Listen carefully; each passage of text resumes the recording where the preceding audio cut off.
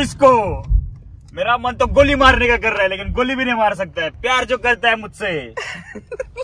ये जे भाऊ तुमचं काय म्हणणे? आणि याला गोळी मारायची।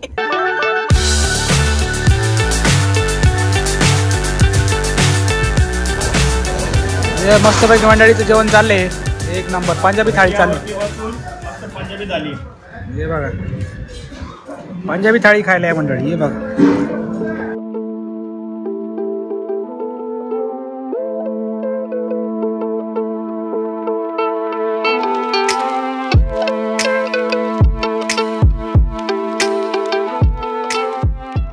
मंडळी हे आहे राणी की गाव वाला सगळा एरिया आहे बघा। तलाव दाखवला आहे, राणी की वाव। चाललोय त्याच गावामधनं, अगदी काही मीटरच्या अंतरावर राहिले।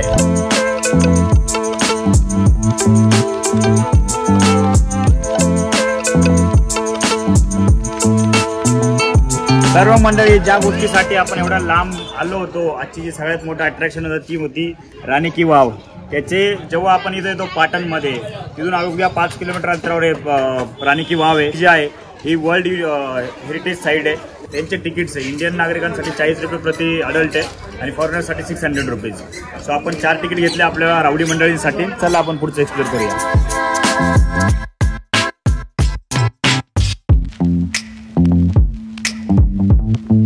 तर मग मंडळी फायनली आपण येऊन पोहोचलोय आजचं सगळ्यात मोठं अट्रॅक्शन राणी की वाव।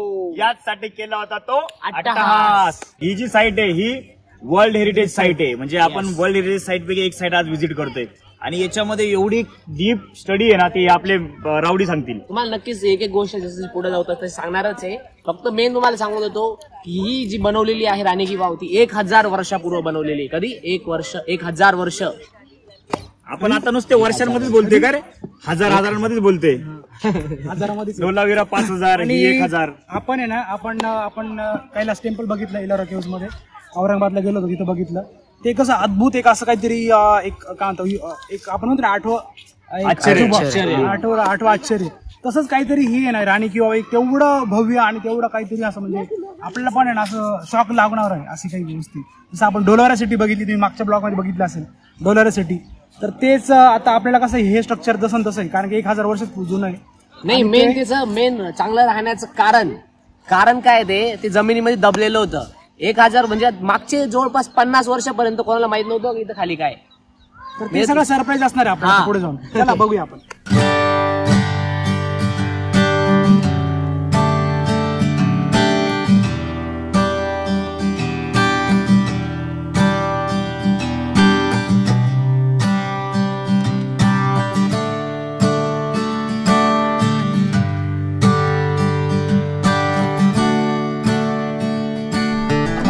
आपल्या मागचा व्ह्यू बघा, काय जबरदस्त व्ह्यू।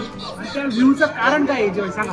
त्या व्ह्यूचं कारण हे की 1032 मध्ये बांधलेली ही राणी की वाव। तर 1000 वर्ष लुकिंग लाईक ते म्हणतात जस्ट लुकिंग लाईक तर 1000 वर्षापूर्वी बांधलेली ही जी वाव आहे, याच्यामध्ये जवळपास 500 पेक्षा अधिक देवतांच्या मूर्त्या आणि 1000 पेक्षा जास्त इतर मूर्त्या इथं आहे। किती? 1000 पेक्षा। चालुक्य राजघराण्याने ही जी वाव आहे ती बांधलेली होती आणि तिचा मेन मोटो इथं पाण्याची व्यवस्था करण्याचा होता। सर्व मंडळी एकेकाळी काय झालं, पहिले ही वाव 1000 शतकामध्ये इथं बांधली होती, काही वर्ष तिचा वापर चालू होता। पण एकदा सरस्वती नदी जी आहे, जी या एरियातली खूप मोठी नदी आहे, तिला एकदा खूप पूर आला आणि त्या पुरामुळे इकडचा पूर्ण एरिया पाण्याखाली गेला। त्या पाण्याखाली गेला तेव्हा पूर्ण गाळ चिखल इथं या जागेवरती गेला आणि त्याच्यामुळे ही वाव बुजली गेली। 18व्या शतकात इंग्रज अधिकारी ते टेरणीला आले होते, तेव्हा त्यांना फक्त इथे काही बुर्ज दिसले, त्याच्यावर त्यांना काही अंदाज आला नाही। परंतु 1940 मध्ये इथे बडोदा राजघराणे त्यांनी थोडं उत्खनन केलं, त्यांना कळालं की ते खाली काहीतरी असावं, तर त्यांनी उत्खननाला सुरुवात केली, परंतु ते पूर्ण झालं नाही। शेवटी 1981 मध्ये याचं उत्खनन झालं आणि तेव्हा कळालं कारण इथं काय मोठं आश्चर्य घडलेलं आहे बाबा। It is looking like a wow. Finally ही होती वाव। तर मग मित्रांनो, आपल्याला आता हे जे स्ट्रक्चर आहे आपण जवळून बघणार आहे नक्की आहे काय, आणि ते आपण समजून घेणार की असं का बांधलंय, त्याच्या मागे रिझन काय आहे आणि काय काय फायदे होणार आहे इथल्या लोकांसाठी आणि इथल्या जनतेसाठी, आणि कोणता राजा आला, का तुटलं नाही, तसं का राहिलं, हे सगळे रिझन आपण शोधणार आहे। चला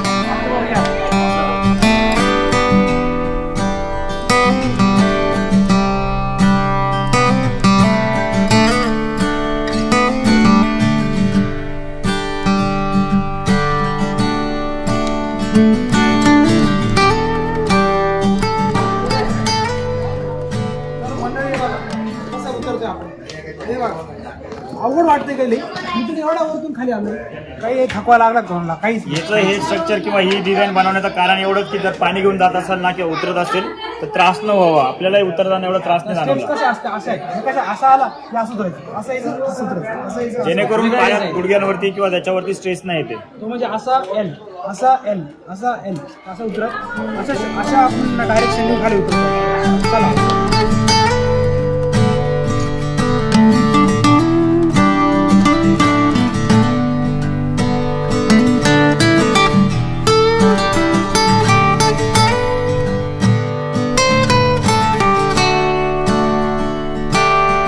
तुम्हाला काय वाटत असेल त्यावेळेसच्या ज्या डिझाईन्स करतात ते फक्त अंदाजे करतात, याचं असं काही नाहीये.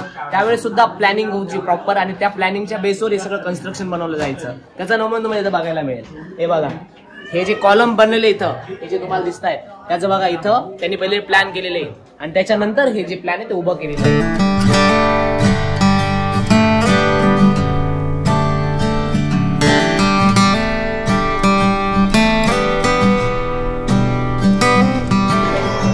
जसं अंकुशने सांगितलं की याचं प्लॅनिंग केलं जायचं, पण या वाव ज्या आहेत किंवा जे बनवलं जातं याच्या 7 स्टोरीज आहेत, म्हणजे 7 मजले आहेत. हा जो मजला आहे याच्या समोरचा मजला एकदम पॅरलल आहे. आता इथून जर समोर जर याने तुम्हाला झूम करून दाखवलं ना तर विष्णू भगवानांचे एक हे डिझाईन आहे, एकदम स्ट्रेट दिसतं बघा. इथे पूर्ण एकदम पॅरलल सिमेट्रिक गोष्टी आहेत.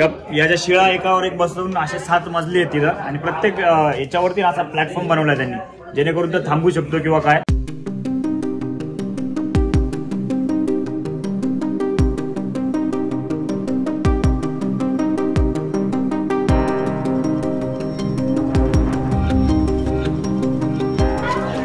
तुम्हाला मी सांगितलं होतं मंडळी, तर हे जे मंदिर आहे ते विष्णूला समर्पित केलेलं आहे जवळपास, म्हणजे विष्णूच्या जास्तीत जास्त मूर्त्या आहे इथं. तर विष्णूचा जो वामन अवतार होता तो तुम्हाला इथं बघायला मिळेल आणि याच्याच पुढे विष्णूचा वराह अवतार. आताच तुम्ही कांतारा मूवी बघितला असाल ज्याच्यात विष्णूचं वराह रूप दाखवलं गेलं होतं, तर त्याचं इथं तुम्हाला मूर्ती बघायला मिळेल. ही बघा,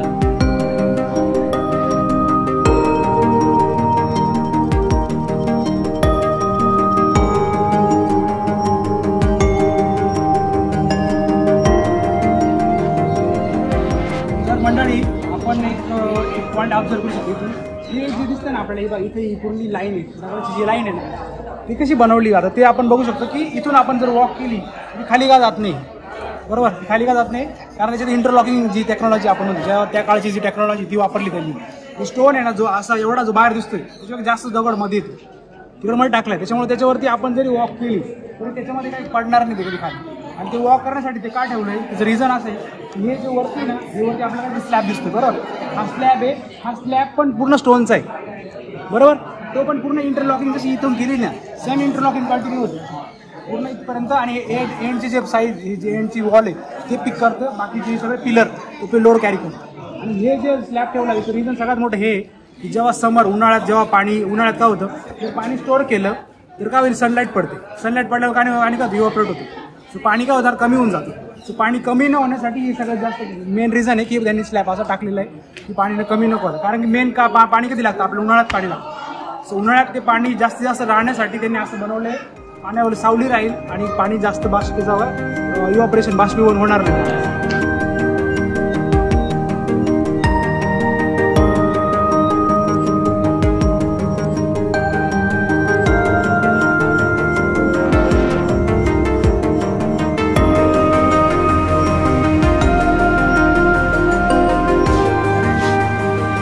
आपण कचरा कोंडीतच टाकतोय भाई. जागतिक हेरिटेज साईट आहे, तिला खराब नाही करायचं.